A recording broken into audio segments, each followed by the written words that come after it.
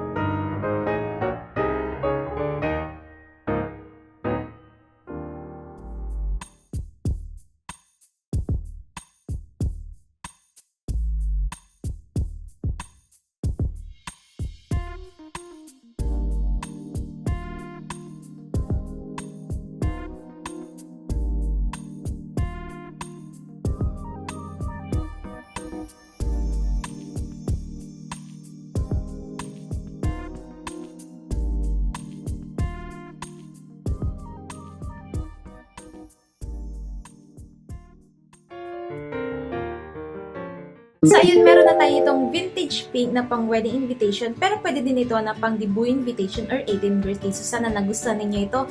And kung may mga request and suggestion pa kayo, mag-comment lang kayo dyan sa baba at gagawin natin yan ng video. Again, thank you so much for watching and see you sa aking next video. Don't forget to like and subscribe. Bye!